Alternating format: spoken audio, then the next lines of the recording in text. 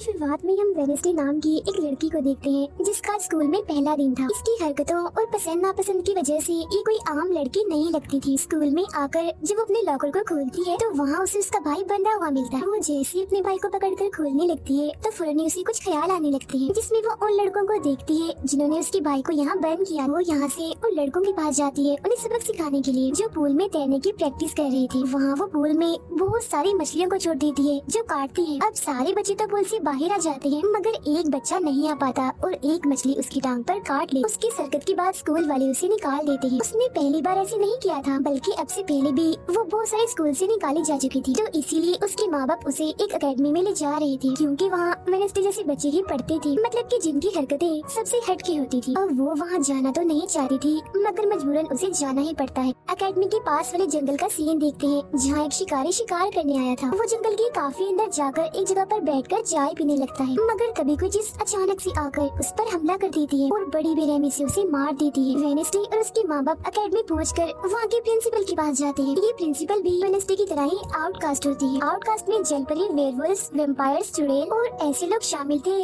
जिनमें जादुई ताकतें पाई जाती है और इस तरह के ही सारे बच्चे इस अकेडमी में पढ़ते हैं। वेडनेसडे के साथ जिसने कमरे में रहना था यानी उसके रूम में, उसने कमरे को काफी रंगीन बनाया हुआ था, इसीलिए सब कुछ वेडनेसडे को पसंद नहीं आता क्योंकि उसे तो बस काला रंग ही पसंद था। यहाँ का सारा माहौल देखकर वो मुंह बना लेती है। तब उसकी रूममेट उससे पूछती है, तुम ठीक हो ना, क्या हुआ तुम्हें? जिस पर उसके डैड जवाब देते हैं, मेरी बेटी बड़ी अजीब है, काफी बोर है और बस इसी तुम जिंदा लाश समझो। अपने डैड की ये बातें सुनकर वेडनेसडे उन्हें घूरने लगती है। अब उसकी रूममेट उसे पूरी अकेडमी घुमा रही थी। तभी एक लड़का वहाँ आकर वेडनेसडे से उसकी फेसबुक आईडी मांगता है, जिस पर वो कहती है, मैं कोई भी सोशल मीडिया इस्तेमाल नहीं करती क्योंकि सोशल मीडिया हड्डियों को सड़ा देने वाली सिर्फ एक बीमारी है और कुछ भी नहीं। जाने से पहले वेडनेसडे की मॉम उसे कहती है, अब तुम यहाँ से कभी भाग नहीं पाओ। जिस पर वो कहती है, देख लीजिएगा, मैं आपसे वादा करती हूँ कि जल्दी मैं यहाँ से भाग जाऊंगी। वहाँ से जाते वक्त उसके डैड वहाँ एक हाथ छोड़ देते हैं ताकि वो वेडनेसडे पर नजर रख सके। उधर जंगल में जब पुलिस छानबीन करने आती है तो उन्हें उस शिकारी की लाश के टुकड़े अलग अलग जगहों पर पड़े मिलते हैं। ऐसा हादसा वहाँ पहली बार नहीं हुआ था बल्कि तीसरी बार ऐसा हुआ कि अकेडमी के इस जंगल में कोई मारा गया। और वेडनेसडे अपने कमरे की सारी रंगीन चीजें हटा देती है और अपने रूममेट से कहती है, शोर मत करो,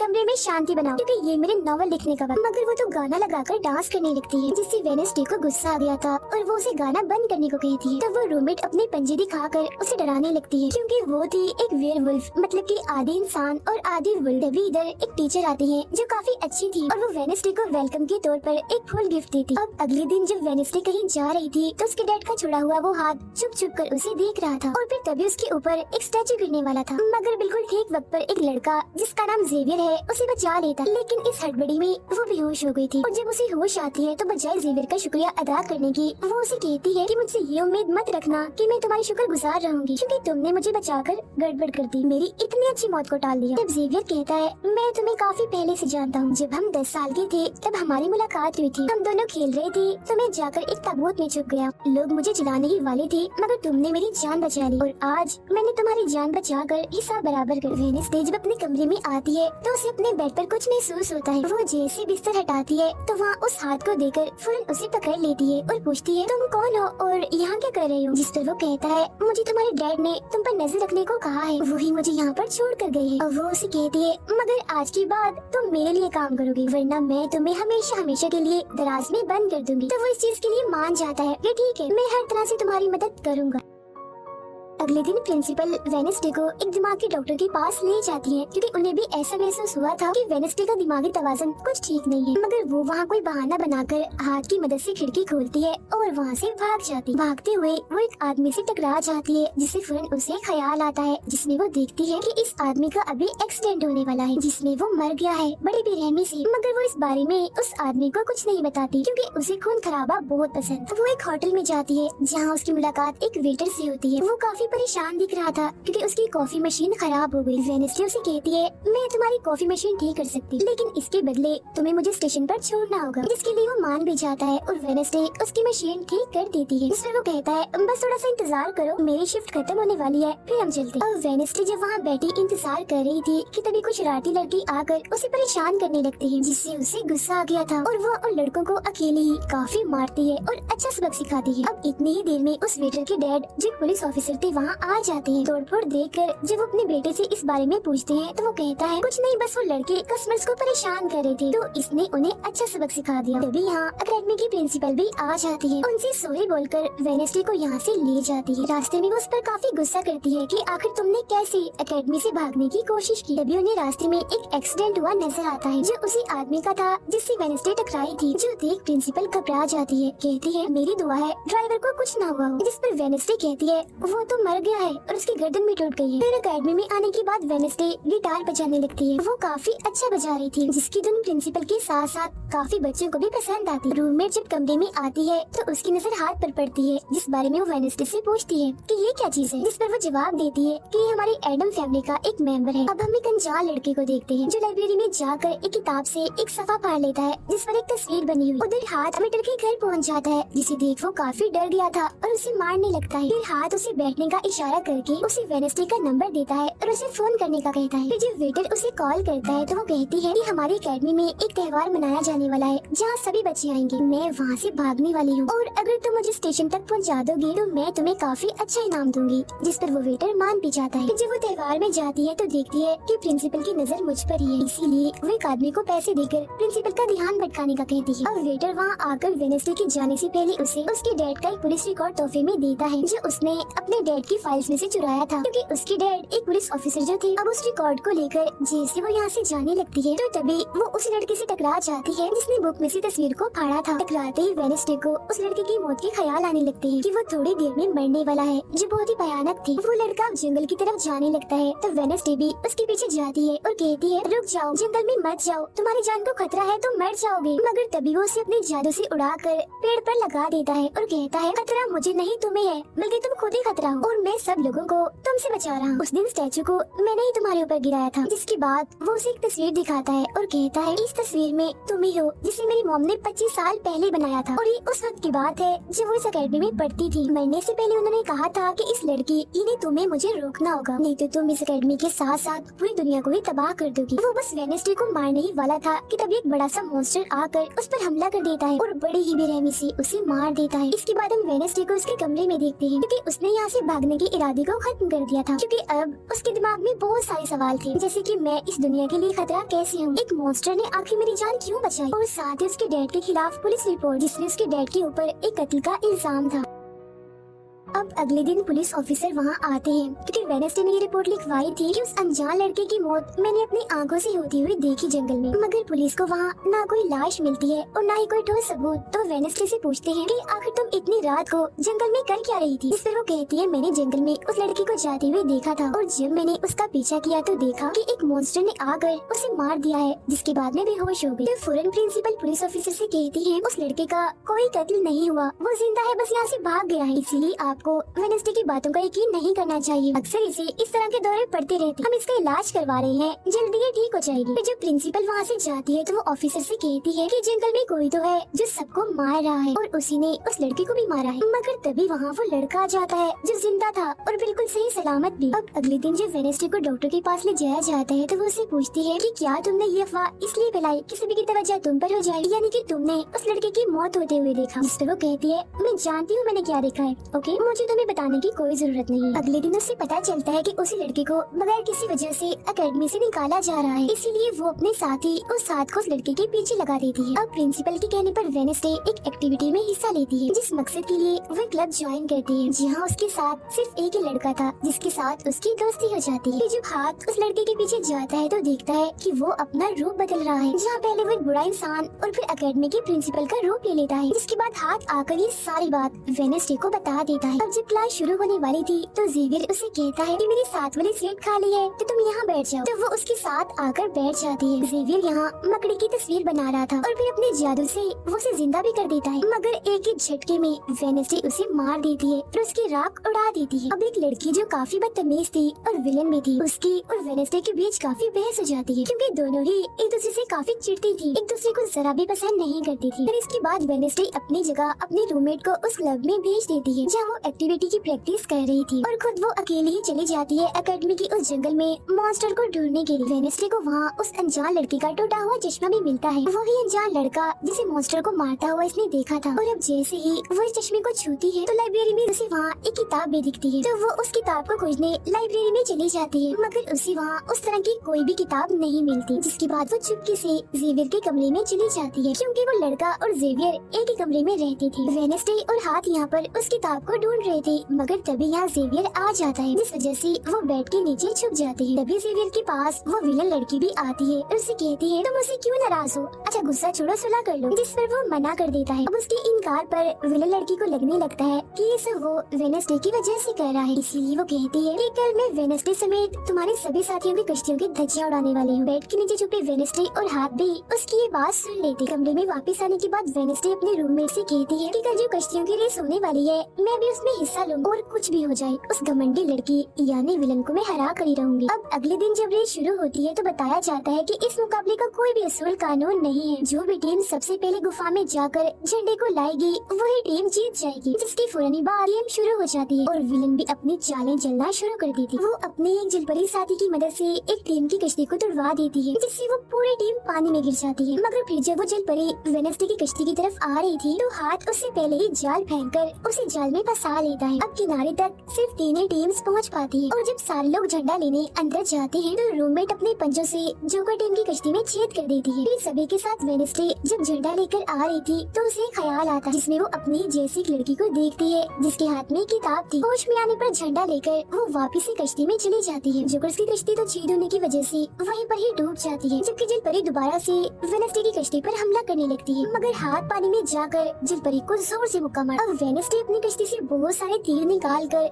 विलन की कश्ती में छेद कर देती है, जिससे उसकी कश्ती डूब जाती है और वेडनेसडे की टीम इस रेस को जीत जाती है। अब ये 4 साल में पहली बार हुआ था जब उस विलन को किसी ने हराया था, इसलिए आज वो गुस्से में आग बबूला हुई।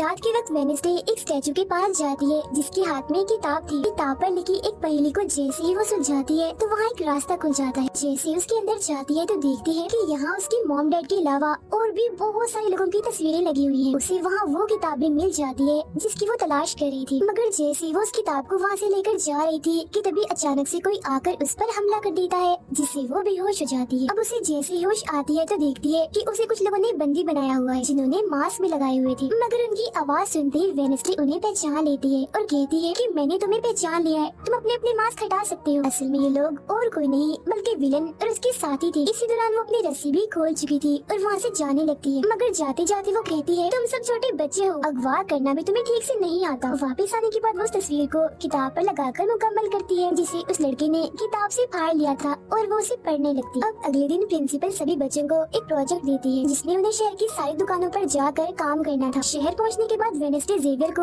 वो किताब दिखाकर पूछती है कि क्या तुम इस किताब को पहचानते हो? जिस पर वो कहता है हाँ। इस किताब को लेकर मेरे और उस लड़के के बीच में लड़ाई भी हुई थी जिसके बारे में तुमने कहा था कि मॉन्स्टर ने उस पर हमला कर दिया था। ये किताब एक जादूगर की है और 30 सालों से भी ज्यादा पुरानी है, तो तुम इसके साथ क्या कर रही हो? ये सुनो उससे पूछती है तुम उस जादूगर के बारे में और क्या जानते हो? वो कहता है कुछ खास नहीं, अगर तुम उस जादूगर के बारे में जानना चाहती हो तो तुम्हें उसके घर जाना होगा जो काफी पुराना एक खास घर है। अकेडमी के सारे बच्चे भी अलग अलग दुकानों में जाकर काम करने लगते हैं। वेडनेसडे एक वेट्रेस बनी थी, मगर उसका नखरा गुस्सा देखकर कोई भी उसे खाने की चीज नहीं लेता। वेडनेसडे का दोस्त पेस्ट्री खा रहा था कि तभी शरारती बच्चे आकर उसे परेशान करने लगते हैं और बस फिर होना क्या था, वेडनेसडे वहाँ आती है और उन्हें खूब मारती है। इसके बाद वो अपने उस दोस्त को लेकर जादूगर के घर जाती है ताकि वो सारी सच्चाई जान सके कि आखिर बात क्या है, और उस किताब के बारे में भी। उसे वहाँ जादूगर की बहुत सारी चीजें और एक पेंटिंग भी दिखाई देती है। पेंटिंग में वो उसी लड़की को किताब पकड़े हुए देखती है जो उसे गुफा के पास भी दिखी थी। उसके ख्याल में जब उनकी रेस में वेडनेसडे झंडा लेने गई, फिर उसे वहाँ इस पेंटिंग वाले लड़की की किताब भी मिल जाती है, मगर वो खाली थी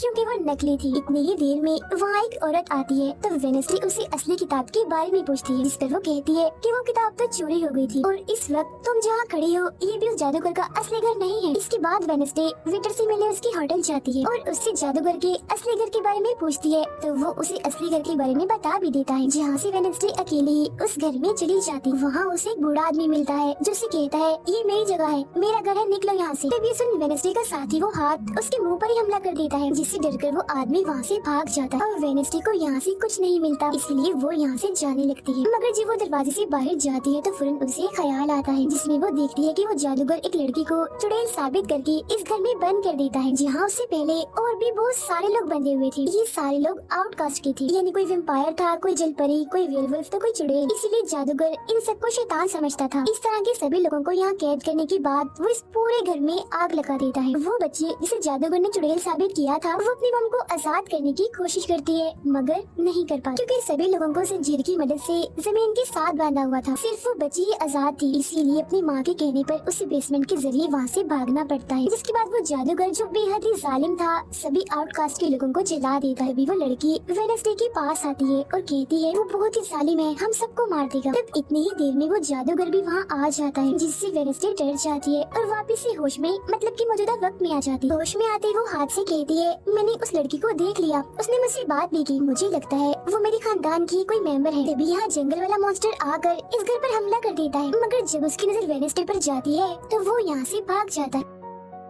वेडनेसडे और हाथ उसका पीछा करते हैं, मगर देखते हैं कि मॉन्स्टर के कदमों के निशान तो इंसानी पैरों के निशान में बदल गए। अगले दिन उस जादूगर की मूर्ति को इज्जत के तौर पर इस जगह पर लगाया जाने वाला था, क्योंकि शहर के लोग तो उसे अपना हीरो ही मानते थे। और आज वेडनेसडे को वहाँ गिटार बजाने के लिए बुलाया गया था, लेकिन वो लोग जैसे मूर्ति लगाकर अपना काम करने लगते हैं तो तभी वो हाथ रीले फेंक कर मूर्ति को आग लगा देता है, क्योंकि वेडनेसडे के कहने पर उसने पहले ही मूर्ति पर पेट्रोल डाल दिया था। आग देखकर सारे लोग वहाँ से भाग जाते हैं, मगर वेडनेसडे अभी भी वहाँ बैठी गिटार बजा रही होती है। साथ ही वो मूर्ति को जलता हुआ देखकर खुश भी हो रही थी। अब प्रिंसिपल को वेडनेसडे पर ही शक था, मगर उसके खिलाफ प्रिंसिपल के पास कोई सबूत नहीं था। अब जादूगर के जिस पुराने घर में वेडनेसडे गई थी, जहाँ वो बूढ़ा आदमी था, वो अभी भी वही रुका हुआ था, मगर तभी वो मॉन्स्टर वहाँ आता है और उस बूढ़े आदमी पर हमला कर देता है। लेकिन मरते मरते वो बूढ़ा आदमी मॉन्स्टर की 2-3 तस्वीरें अपने कैमरा में बना ही लेता है। पुलिस को जब ये खबर मिलती है तो फौरन छानबीन करने पहुँच जाती है, जहाँ उन्हें बूढ़े आदमी के कैमरा से मॉन्स्टर की तस्वीर भी मिल जाती है। अगले दिन हाथ मुर्दा घर जाकर वहाँ लगी कैमरा पर कोई चीज लगा देता है, ताकि जो वो करे उसे कोई ना देख सके। फिर वो दरवाजा खोलता है तो वेडनेसडे अंदर आती है। वो यहाँ दरअसल उस बूढ़े आदमी के जख्मों को देखने आई थी, जिसे उस मॉन्स्टर ने मारा था। वो बूढ़े आदमी की लाश को देखकर सारा डेटा अपने पास रिकॉर्ड कर लेती है, जबकि हाथ उसकी एक फाइल बनाने में लग जाता है। तभी वहाँ डॉक्टर और पुलिस ऑफिसर भी आ जाते हैं। तब छुपने के लिए वेडनेसडे एक बॉक्स में सो जाती है। जब डॉक्टर उस बॉक्स को खुला हुआ देखते हैं तो फौरन उसे चेक करते हैं, मगर जब वेडनेसडे को उसमें पड़ा हुआ देखते हैं तो उन्हें लगता है कि ये भी एक लाश है, इसीलिए वो उस बॉक्स को बंद करके वहाँ से चले जाते हैं। मगर फिर जब हाथ उसे वहाँ से लेने आता है तो वो कहती है अच्छा तंग मत करो प्लीज, थोड़ी देर और सुने तो बड़ा मजा आ रहा है। फिर इसके बाद वो अपनी छानबीन से ये पता लगवा लेती है कि वो मॉन्स्टर असल में जिस्म के हिस्सों को इकट्ठा कर रहा है। फिर अगले दिन जब वो अकेडमी जाती है तो उसे जेवियर की गर्दन पर किसी के पंजों के निशान दिखते हैं। अब हम जेवियर को एक केबिन से बाहर आता हुआ देखते हैं, और क्योंकि वेडनेसडे को उसके जख्मों पर पहले से ही शक था तो वो भी उसका पीछा करते करते वहाँ आ गई थी। उसे वहाँ पर बहुत सारे मॉन्स्टर की ड्राइंग्स और तस्वीरें दिखती हैं। एक तो तस्वीर को लेकर जैसे वो वहाँ से जाने लगती है तो तभी जेवियर उसे देख लेता है और जाने से रोक देता है, मगर वेडनेसडे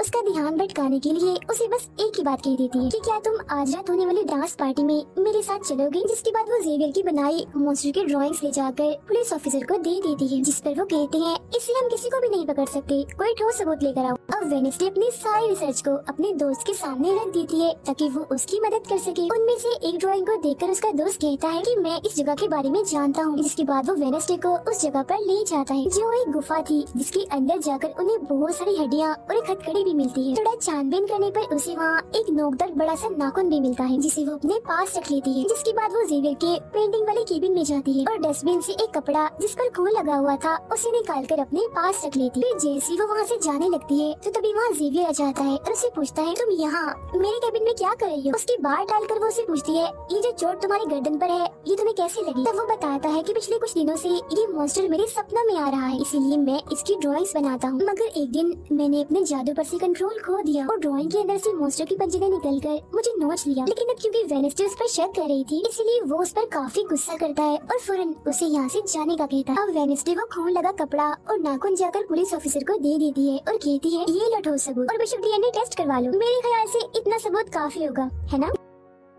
वो अपने दोस्त के पास जाती है और कहती है कि डांस पार्टी में जाने के लिए हमारे साथ कोई नहीं है, तो हम ऐसा करते हैं, डांस पार्टी में नहीं जाते बल्कि गुफा में जाकर मॉन्स्टर को ढूंढते। जिसके बाद रात को वेडनेसडे अपने दोस्त के साथ जंगल में जाने की तैयारी कर रही थी, मगर तभी उसके दरवाजे पर वेटर तैयार होकर आता है, क्योंकि हाथ में उसे वेडनेसडे की तरफ से डांस पार्टी में चलने की दावत भेजी थी। अब क्योंकि वेटर काफी खुश था, तो वेडनेसडे उसका दिल तोड़ना नहीं चाहती थी, इसीलिए वो अपने गुफा में जाने वाले प्लान को खत्म करके वेटर के साथ पार्टी में जाने का फैसला करती है। जब वेडनेसडे वहाँ से जाने लगती है तो उसका दोस्त वहाँ आता है, तो वो उसे कहती है, आई एम सॉरी, मैं पार्टी में जा रही हूँ, हम ऐसा करते हैं कल गुफा में जाएंगे। लेकिन उसका दोस्त बगैर बताए अकेला ही उस गुफा में चला जाता है। उधर पार्टी में सारे लोग आकर काफी एंजॉय कर रहे थे। सब लोग अपने अपने साथी को लेकर पार्टी में आए हुए थे, जहाँ जेवियर अपने साथ उस विलन लड़की को लाया था। लेकिन जब वेडनेसडे वेटर के साथ वहाँ आती है तो उन दोनों को साथ देकर जेवियर जलने लगता है। जब सब लोग डांस कर रहे थे तो वेडनेसडे की डांस करने के स्टाइल से सारे लोग काफी हैरान रह जाते हैं, क्योंकि वो काफी अजीब तरह से ही डांस कर रही थी। उधर जंगल में वेडनेसडे का दोस्त भी पहुँच गया था और छुपकर मॉन्स्टर के आने का इंतजार कर रहा था, मगर तभी वहाँ कोई आता है और उस गुफा में धमाका करके भाग जाता है। जेवियर लगातार उन दोनों को देखकर जल रहा था,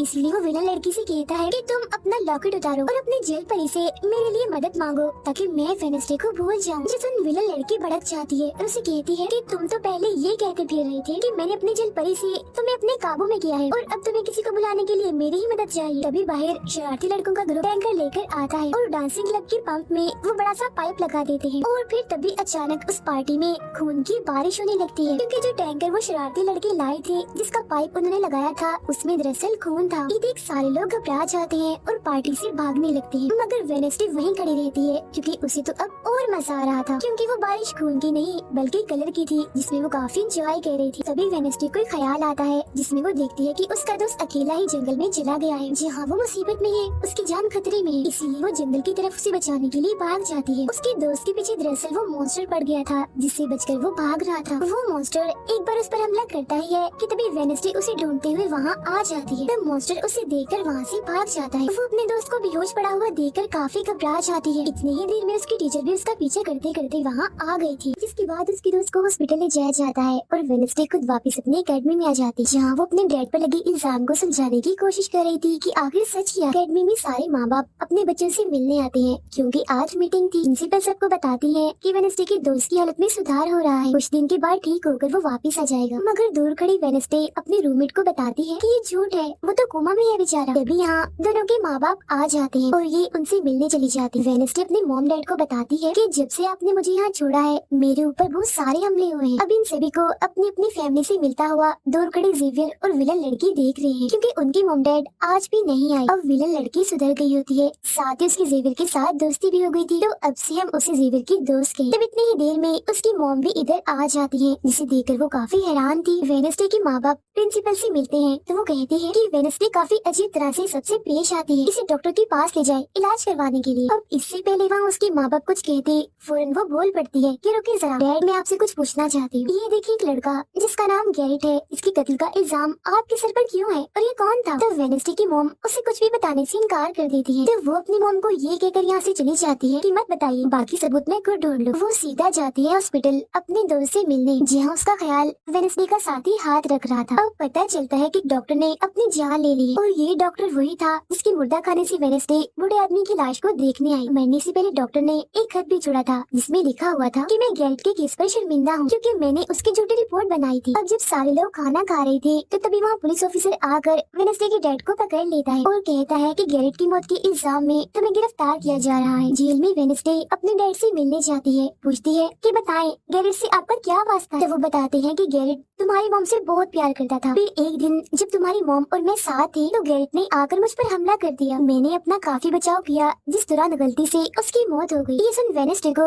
उनकी बात थोड़ी झूठी लगती है। फिर वो पुलिस ऑफिसर के पास जाती है, कहती है मेरे डैड ने गैरेट को नहीं मारा और ये उनके खिलाफ साजिश की जा रही है। जिस पर वो कहता है दुनिया तुम्हारे हिसाब से नहीं चलती, हमारे पास सबूत आ गए हैं तुम्हारे डैड के खिलाफ। वो कहती है मैं नहीं मानती और मेरा ख्याल है कि जिसने मेरे दोस्त को मारने की कोशिश की उसने ही गैरेट को मारा होगा। पार्क में रूममेट अपनी मॉम के साथ बैठी थी, जहाँ उसकी मॉम चाहती है कि वो पूरी तरह एक वेयरवुल्फ बन जाए और वो उसे एक डॉक्टर के पास जाने का कहती है, मगर रूममेट ऐसा नहीं चाहती, इसलिए वो यहाँ से चली जाती है। अब वेडनेसडे अपनी मॉम के पास जाती है ताकि वो सारी सच्चाई जान सके। उसकी मॉम खुफिया लाइब्रेरी में थी। वो अपनी मॉम से कहती है कि आपने मुझे इस अकेडमी में इसलिए भेजा ना ताकि मैं हमेशा आपकी परछाई बन के रहूं। जिस पर उसकी मॉम कहती है कि ये सिर्फ अकेडमी नहीं बल्कि पहले यहाँ एक ग्रुप हुआ करता था जिसकी बुनियाद तुम्हारे डैड की फैमिली की एक औरत ने रखी थी जिसका नाम गुडी था। वो कहती है मैं ये जानना चाहती हूँ कि डैड ने तो गैरेट को नहीं मारा तो फिर किसने मारा है। तब उसकी मॉम सच्चाई बताती है कि जब मैं वहाँ गई तो मैंने देखा कि तुम्हारे डैड और गैरेट आपस में लड़ रहे थे। मैंने उन्हें रोकने की कोशिश की मगर गैरेट तुम्हारे डैड को काफी बुरी तरह से मार रहा था। मैंने फौरन तलवार उठा ली और फिर जैसे गैरेट मेरे पास आने लगा तो तलवार उसके आर पार हो गई और वो मारा गया। मगर तुम्हारे डैड ने मेरी जान बचाने के लिए तलवार मुझसे ले ली ताकि सारा इल्जाम उन पर आ जाए। वेडनेसडे कहती है मगर मुझे पता चला था कि जब गैरेट मरा तो उसके मुंह से झाग निकल रही थी। ऐसा तो सिर्फ तब होता है जब किसी ने जहर लिया। अब सच पता करने का सिर्फ एक ही रास्ता है, गैरेट की कब्र को खोदना। जिसके बाद वो अपनी मॉम के साथ मिलकर गैरेट की कब्र को खोद देती है और वहाँ से उसकी एक उंगली ले लेती है। मगर तभी इधर पुलिस आकर उन दोनों माँ बेटी को गिरफ्तार कर लेती है। जेल में वेडनेसडे गैरेट की उंगली अपने मॉम डैड को दिखाती है, कहती है कि उसकी मौत जहर से हुई थी। मगर जैसे उसके हाथ इस उंगली पर लगते हैं उसे फौरन एक ख्याल आता है जिसमें वो देखती है कि गैरेट के डैड ने उसे जहर दिया था ताकि वो इस पूरे अकेडमी के लोगों को मार डाले। मगर जब उसकी लड़ाई वेडनेसडे के डैड से हुई तो जहर की बोतल टूट गई जिससे सारा जहर गैरेट के अंदर चला गया, जिसका मतलब साफ था कि उसने वेडनेसडे के डैड को ही नहीं बल्कि पूरी अकेडमी को ही खत्म करने आया था। जेल से रिहा होने के बाद वेडनेसडे और उसकी मॉम मेयर के पास जाती है, कहती है आपने गैरेट की मौत के सच को छुपाया, उसकी मौत जहर से हुई थी न कि तलवार से, और ये बात साबित भी हो गई है। जो सुन मेयर सब कुछ सच बता देता है जिसके बाद वेडनेसडे के डैड को भी रिहा कर दिया जाता है। अब वेडनेसडे अपनी मॉम को बताती है कि मुझे बहुत ख्याल आते हैं, जिस पर उसकी मॉम कहती है कि ये खासियत हमारे खानदान में है, ख्याल सबको आते हैं, अगर ख्याल हमारे कंट्रोल में ना रहे तो ये हमें पागल बना सकते हैं, इसीलिए हमारे खानदान के पुराने लोग आकर हमें आसान रास्ता बताते हैं और ट्रेनिंग देते हैं। तो वेडनेसडे फौरन बोलती है जैसे गुडी एडम्स जिसके बारे में आपने बताया था कि वो मेरे डैड के खानदान की है, जिस पर उसकी मॉम कहती है कि मुझे नहीं पता, बहरहाल तुम होशियार रहना, क्योंकि गुडी एडम्स बदला चाहती थी जिसके चक्कर में वो खुद भी नहीं बच पाई। फिर सबके माँ बाप अपने अपने बच्चों से मिलकर जा रहे थे। रूममेट अपनी मॉम को कहती है आप फिक्र मत करना, जब मुझे वेयरवुल्फ बनना होगा मैं बन जाऊँ। जाने से पहले वेडनेसडे की मॉम उसे वही किताब देती है जो अक्सर प्रिंसिपल के पास हुआ करती थी। वो किताब लेकर वेडनेसडे प्रिंसिपल के पास जाती है, कहती है कि उस अनजान लड़की को आपने मारा था, मैंने देखा था, जिसके बारे में मैंने कहा था कि उसे मॉन्स्टर ने मारा है, क्योंकि वो आप ही हो जो खुद को बदल बदल कर लोगों को मार रही हो। मैं ये बात अब पुलिस को बता दूंगी। जिस पर प्रिंसिपल कहती है नहीं, उसे मैंने नहीं मारा, बल्कि वो तो अपनी ताकतों पर से कंट्रोल खो बैठा था और उस दिन उसने तुम्हें मारने की भी कोशिश की थी। इनकी बातों के दौरान इन्हें बाहर से शोर सुनाई देता है। ये चेक करने जब वहाँ जाती है तो पता चलता है कि बाहर ग्राउंड में आग से कुछ लिखा हुआ। और वेडनेसडे अपने चारों तरफ मोमबत्तियां जला के बैठी थी क्योंकि वो गुडी को बुलाने की कोशिश कर रही, मगर तभी इधर उसकी रूममेट आ जाती है। साथ ही उसे एक खत भी मिलता है जिसमें कोई उसे गुफा में मिलने बुलाता है। जब वेडनेसडे अपनी रूममेट के साथ वहाँ जाती है तो गुफा के अंदर जाने के बाद उसे एहसास होता है कि यहाँ कोई है। यहाँ दरअसल जेवियर और उसके साथी थे जो वेडनेसडे को सरप्राइज देना चाहते थे क्योंकि आज उसकी बर्थडे थी। यहाँ वेडनेसडे को एक लाइन लिखी हुई दिखती है कि जब मैं लौटूंगा तो शोले बरसेंगे। इसे जैसे वो हाथ लगाती है तो उसे ख्याल आता है जिसमें वो उसी लड़की से मिलती है जो अक्सर उसे नजर आया करती थी, और ये और कोई नहीं बल्कि गुडी ही है। वो वेडनेसडे को एक महल दिखाकर कहती है कि अगर तुम्हें उस जादूगर के बारे में जानना है तो तुम्हें इस महल को ढूंढकर यहाँ आना होगा। जब वो ग्राउंड में खड़ी उस लाइन को देख रही थी जहाँ आग से कुछ लिखा था तो तभी उसके पास जेवियर आता है जिससे वो बात नहीं करती क्योंकि नाराज थी। उसे लग रहा था कि हो ना हो जेवियर ही वो मॉन्स्टर है। फिर वो अपने दोस्त के पास हॉस्पिटल जाती है जो अभी भी बेड पर था और उसकी हालत भी खराब थी, इसीलिए वो उसे कोई बात नहीं कर पाती। अब वेडनेसडे अपने दोस्त वेटर से मिलने जाती है और उसे उस महल जो गुडी ने दिखाया था उसकी तस्वीर दिखाकर पूछती है कि क्या तुम इस जगह के बारे में जानते हो, जिस पर वो मना कर देता। अब यहाँ तो उसका काम नहीं हुआ, इसीलिए उस तस्वीर को लेकर जेवियर के पास जाती है और उससे भी वही सवाल करती है कि क्या तुम इस जगह के बारे में जानते हो। मगर तभी उसकी नजर इसी महल की पेंटिंग पर जाती है जो जेवियर ने पहले से ही बनाई हुई थी, जिस पर वो बताता है कि ये जगह रात को मेरे सपने में आई थी तो मैंने इसे बना दिया। अच्छी बात ये थी कि जेवियर इस जगह के बारे में जानता भी था। तब उसी महल का पता लेकर वेडनेसडे वहाँ पहुँच जाती है जहाँ मेयर पहले से ही मौजूद था, और क्योंकि वो जान गया था कि असली कातिल कौन है तो वेडनेसडे उसकी गाड़ी में ही छुप जाती है। मगर जैसे मेयर की गाड़ी शहर में पहुँचती है तो कोई उनकी गाड़ी को ठोक देता है जिससे मेयर का एक्सीडेंट हो गया था। वो काफी जख्मी हो जाते हैं, उनकी हालत मरने वाली हो गई। फिर अब रात के वक्त वेडनेसडे वेटर और अपने रूममेट के साथ उसी महल में आती है। यहाँ उसे ऐसा महसूस होता है जैसे कोई इधर रह रहा है क्योंकि मोमबत्तियाँ गर्म थी और ये कमरा बिल्कुल साफ था। इतनी ही देर में वो मॉन्स्टर भी यहाँ आ जाता है जिससे बचने के लिए ये लोग छुप जाते हैं। ये लोग लोग देखते हैं कि जिन जिन लोगों पर मॉन्स्टर ने हमला किया था उनके जिस्म के कटे हुए हिस्से यहाँ पर पड़े हुए हैं। अब वेडनेसडे अपने दोस्तों को मॉन्स्टर से बचाना चाहती थी, इसीलिए वो उन्हें यहाँ से ले जाती है। ये वेटर के घर जाते हैं, जहाँ जैसे उसकी डेड आती है तो वेडनेसडे उन्हें कहती है कि मैं आपको कुछ दिखाना चाहती हूँ, क्योंकि वो पुलिस ऑफिसर जो थे वो जब उन्हें महल में ले जाती है तो वहाँ पर कुछ भी नहीं था। मतलब जिस्म के कटे हुए हिस्से जो पहले यहाँ पर रखे हुए थे अब वो वहाँ पर नहीं पड़े थे, जिससे पुलिस ऑफिसर को गुस्सा आ जाता है और वो कहते हैं कि आज के बाद तुम मेरे बेटे से नहीं मिलोगी। अब जब वेडनेसडे एकेडमी आती है तो वहाँ उसे प्रिंसिपल मिलती है, जो कहती है कि तुम्हें मैंने कहीं भी जाने से मना किया था, मगर तुमने मेरी बात ना मानकर अच्छा नहीं किया। जिस पर वो जवाब देती है, मैं सच का पता लगाने गई थी, इसलिए मैं माफी नहीं मांगूंगी, मैंने कुछ गलत नहीं किया है। जिसके बाद वो प्रिंसिपल को एक पेंटिंग भी दिखाती है जिसमें वो जादूगर था और वेडनेसडे खुद थी। बताती है कि इसलिए वो अनजान लड़का मुझे मारना चाहता था, क्योंकि उसे लग रहा था कि एकेडमी के लिए मैं खतरा हूँ, मगर खतरा दुश्मन कातिल तो कोई और ही है, जबकि मैं तो इस एकेडमी और सबको बचाना चाह रही हूँ, तो मुझे एक मौका मिलना चाहिए। प्रिंसिपल कहती है नहीं, तुम कहीं नहीं जाओगी, आगे से ऐसी कोई भी गलती की तो मैं तुम्हें एकेडमी से निकाल दूंगी। और वहाँ से वो ये कहकर चली जाती है। वो जब अपने कमरे में वापस आती है तो देखती है कि रूममेट अपना सामान पैक कर रही है, क्योंकि वो यहाँ से जा रही है। वो गुस्से में वेडनेसडे से कहती है कि तुम्हें सिर्फ अपना काम ही निकलवाना आता है, फिर चाहे इसके लिए तुम्हारे दोस्तों की जान क्यों न चली जाए, आज वो अजीब सा मॉन्स्टर हमें भी मार देता। जिसके बाद वो यहाँ से चली जाती है। अब वेडनेसडे बिल्कुल अकेली रह गई थी, इसीलिए कमरे में एक जगह बैठकर वो उस बॉक्स को देखने लगती है जो वो जादूगर के महल से चुरा कर लाई थी। उसी बॉक्स के नीचे एक खत मिलता है जिसमें वेडनेसडे की अपनी ही बहुत सारी तस्वीरें होती हैं, जो देख वो कहती है मेरी एडम्स फैमिली, जादूगर, मॉन्स्टर और मैं शायद किसी न किसी तरीके से जुड़े हुए हैं। और जब ये बात मेयर को पता चली तो किसी ने उनका मुंह बंद कर दिया, मगर मैं चुप नहीं बैठूंगी और तुम जो कोई भी हो मैं तुम्हें ढूंढ लूंगी, देखना। अब मेयर की मौत हो गई थी और जब उन्हें दफनाया जा रहा था तो वेडनेसडे वहाँ आती है और सोचने लगती है कि कातिल यहाँ आए लोगों में से ही कोई है, मगर तभी उसे जंगल में कोई दिखता है। वो पीछे करती है तो पता चलता है कि और कोई नहीं बल्कि उसका अंकल है। अंकल बताते हैं कि मेरे ऊपर चोरी का इल्जाम है, तो कुछ वक्त के लिए मुझे छुप के रहना होगा। तब वेडनेसडे उन्हें एक केबिन में छुपा देती है और मॉन्स्टर की तस्वीर दिखाकर पूछती है कि आप इसके बारे में कुछ जानते हैं। जिस पर वो कहती है मैं ज्यादा कुछ तो नहीं जानता, अगर तुम इसके बारे में जानना है तो तुम्हें खुफिया लाइब्रेरी में जाना होगा। वहाँ एक तिजोरी में डायरी है जिसमें इस मॉन्स्टर के बारे में सब लिखा है। आधी रात को वेडनेसडे उस लाइब्रेरी में जाती है जहाँ जेवियर पहले से ही मौजूद था। तभी उसे कहती है जहाँ जहाँ मॉन्स्टर से हमला हुआ है वहाँ तुम पाए गए हो, तो होना हो मॉन्स्टर तुम ही हो। मगर वो उसकी बात को अनसुनी करके यहाँ से चला जाता है। तभी इधर उसके अंकल आते हैं। ये मिलकर डायरी को ढूंढ लेते हैं जिसमें इस मॉन्स्टर के बारे में सब कुछ लिखा था कि ये मॉन्स्टर किसी के कंट्रोल में भी आ सकता है और फिर बस ये अपने मालिक के कहने पर ही काम करता है। रात के वक्त वो अपने साथी हाथ को कहती है कि मैं वेटर से मिलने जा रही हूँ, तब तक तू मेरी डायरी का ख्याल रखना। कि जब वेटर के साथ गुफा के अंदर जाती है तो देखती है कि यहाँ उसने गुफा को सजाया हुआ है, क्योंकि वो उसे शादी के लिए पूछने वाला था। वापिस आकर वेडनेसडे देखती है कि उसके कमरे का सारा सामान इधर उधर बिखरा पड़ा है और उसकी डायरी कोई चुरा कर यहाँ से ले गया है। फिर जैसे वो अपने साथी हाथ को देखती है तो घबरा जाती है, क्योंकि उसकी हथेली में किसी ने चाकू आर पार कर दिया था और अब उसमें जान नहीं थी, वो मर गया था। फिर वो हाथ को लेकर जल्दी से अपने अंकल के पास आती है और दुखी होती हुई कहती है प्लीज अंकल कैसे भी करके हाथ को जिंदा कर दीजिए। तब अंकल बार बार बिजली के झटके उसे देते हैं जिससे वो जिंदा हो जाता है। वो उसे पूछती है अच्छा तुम पर हमला किसने किया था, जिस पर इशारों से वो बताता है कि मैंने नहीं देखा क्योंकि हमला पीछे से हुआ था। जिस पर वेडनेसडे गुस्से से भर जाती है, कहती है चाहे कुछ भी हो जाए मैं उसे नहीं छोड़ूंगी, वो जो भी है। अब वो प्रिंसिपल को आकर कहती है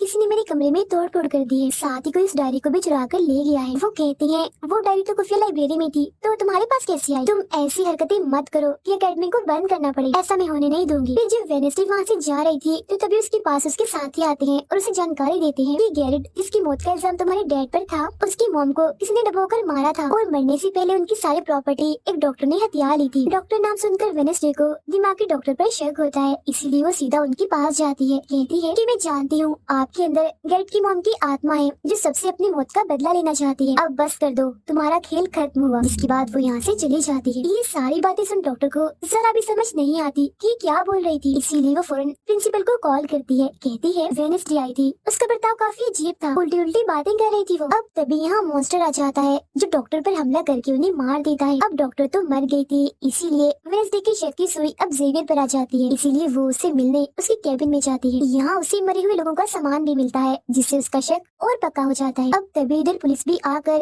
जेवियर को पकड़ लेती है, क्योंकि पुलिस को यहाँ पर वेडनेसडे ने ही बुलाया था। अब जब वेडनेसडे कमरे में आती है तो उसकी रूममेट वापस आ गई थी। कहती है तुम्हारा और मेरा कोई ताल्लुक है, मैं तुम्हारे साथ रहना चाहती हूँ, मैंने तुम्हें और हाथ को बहुत याद किया। फिर इसके बाद वेडनेसडे वेटर के पास जाती है जहाँ उसे फिर से कुछ ख्याल आने लगते हैं, जिनमें वो देखती है कि मॉन्स्टर और कोई नहीं बल्कि वेटर ही है जिसे वो पसंद करती है। मगर फिलहाल वो उसे कुछ नहीं कहती, उसे जगह पर लाती है और फिर कहती है कि जेवियर जेवियर को तो फंसाया जा रहा है, जबकि असली मॉन्स्टर तो तुम ही हो। मगर वो इसके लिए बार बार मना करता है। तभी यहाँ वेडनेसडे के सारे दोस्त भी आ जाते हैं और वेटर को पकड़कर कुर्सी से बांध देते हैं। अब वेडनेसडे उस पर जुल्म करना चाहती है, मगर उसके दोस्त ऐसा करना नहीं चाहते, इसीलिए वो यहाँ से चले जाते हैं। फिर जैसे ही वो वेटर को मारने के लिए आगे बढ़ती है कि तभी वेटर के डैड पुलिस ऑफिसर यहाँ आ जाते हैं और वेडनेसडे को गिरफ्तार कर लेते हैं। हालांकि वो उन्हें कहती भी है कि असली कातिल आपका बेटा है, वही मॉन्स्टर है ये, मगर वो उसकी एक नहीं सुनते। फिर जब वो यहाँ से जा रही थी तो वेटर उसके पास आता है, कहता है कैसा लगा हारना, अभी तो और भी बहुत कुछ होना बाकी है बच्चों। जिसके बाद प्रिंसिपल भी वेडनेसडे को कह देती है कि तुमने सारी हदें पार कर दी, इसीलिए तुम्हें एकेडमी से निकाला जा रहा है। लेकिन अभी भी वो बार बार एक ही बात कह रही थी